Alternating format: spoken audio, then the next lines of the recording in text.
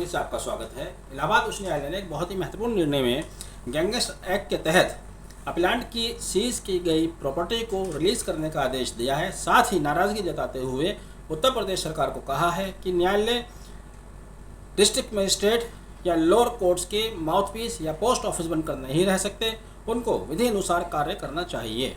दरअसल यहाँ हम बता दें कि अपीलांट वसीम अहमद बनाम स्टेट ऑफ यूपी, जिन्होंने क्रिमिनल अपील 203/2023 इलाहाबाद उच्च न्यायालय के समक्ष दाखिल की गई थी, उनकी डीएम द्वारा साल 2020 में कुछ प्रॉपर्टीज़ सीज कर ली गई थी।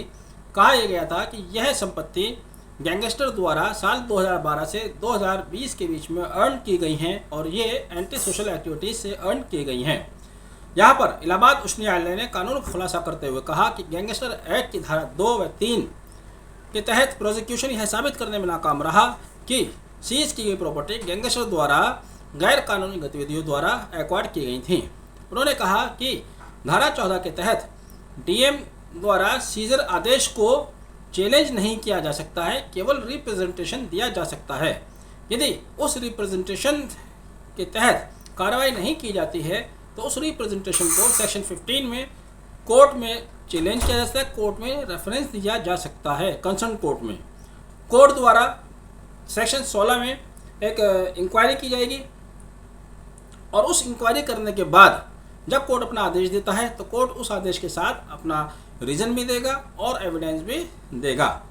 लेकिन यहाँ पर पाया ये गया ना तो डीएम द्वारा सेक्शन 14 सब क्लॉज 2 की कार्रवाई की गई, डीएम ने खुद को सेटिस्फाइड नहीं किया, डीएम ने अपने आदेश में कहीं भी अपना सेटिस्फैक्शन मेंशन नहीं किया। साथ ही कंसर्न कोर्ट में जब रेफरेंस दिया गया तो कंसर्न कोर्ट द्वारा भी ना तो कोई एविडेंस प्रस्तुत की गई है, ना ही कोई रीज़न दिया गया है कि अपीलांट की प्रॉपर्टीज़ को क्यों सीज किया गया है। इस तरह से इलाहाबाद उच्च न्यायालय ने अपीलांट द्वारा दाखिल की गई याचिका को स्वीकार करते हुए डीएम लखनऊ द्वारा, लखनऊ का एक केस है, डीएम लखनऊ द्वारा सीजर आदेश को क्वैश कर दिया है तथा डिस्ट्रिक्ट मजिस्ट्रेट लखनऊ को आदेश दिया है कि वह अपीलांट की सीज की गई संपत्ति को तुरंत रिलीज कर दे। तो ये एक महत्वपूर्ण निर्णय है। बात उत्तर प्रदेश की ही नहीं है, किसी भी राज्य में जिस पार्टीज़ की सरकारें आती हैं देखा यह गया है कि जो एडमिनिस्ट्रेटिव ऑफिसर्स होते हैं वह कहीं ना कहीं राज्य सरकार के दबाव में, राज्य सरकार की इच्छाओं के अनुसार काम करते हैं। ऐसा ही मामला यह भी प्रतीत होता है, क्योंकि जहां पर कानून का कंप्लायंस किया जाना था, इलाहाबाद उच्च न्यायालय के आदेश को देखने से जाहिर होता है कि कानून का कंप्लायंस नहीं किया गया। सेक्शन 14 सब क्लॉज 2 का कंप्लायंस नहीं किया गया, सेक्शन 15 का कंप्लायंस नहीं किया गया, धारा 16 का जो कि कंसर्न न्यायालय को करना था उन्होंने भी धारा 16 का कंप्लायंस नहीं किया।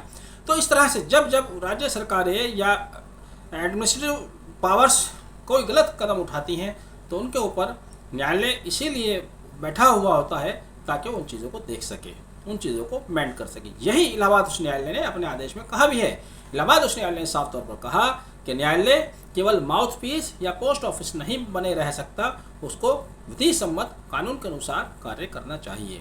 बहरहाल यह अपील अपीलांट के पक्ष में गई और इस अपील का एक निर्णय बहुत सारे इस तरह की केसेस पर उनको लाभ पहुंचाएगा जिनकी प्रॉपर्टीज़ सीज की गई हैं लेकिन वास्तव में वह कानून सम्मत नहीं थी। हालांकि वसीम के विरुद्ध कुछ केस रजिस्टर्ड हैं, उसी आधार पर जाहिर है कि गैंगस्टर एक्ट भी लगाया गया होगा, लेकिन प्रोसिक्यूशन यह साबित करने में नाकाम रहा कि वो प्रॉपर्टी उन्होंने उसी आपराधिक कृत्य से अर्न की थी। यहाँ पर एक बड़ा फ़र्क हो जाता है।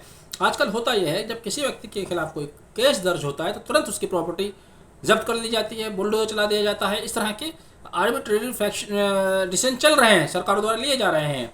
लेकिन अब जब आप कानून में जाएंगे तो वहाँ पर बहुत सारी चीज़ें होती हैं जहाँ पर उनको डीएम को या न्यायालय को अपने आप को भी सेटिस्फाइड करना होता है, एविडेंस भी प्रोड्यूस करनी होती है।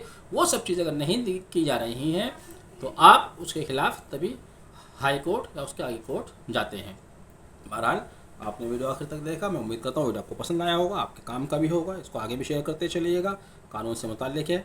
और चैनल को अगर आपने सब्सक्राइब नहीं किया है तो एक बार मेरी आपसे फिर से रिक्वेस्ट, प्लीज़ चैनल सब्सक्राइब कीजिएगा। Thank you, have a nice day.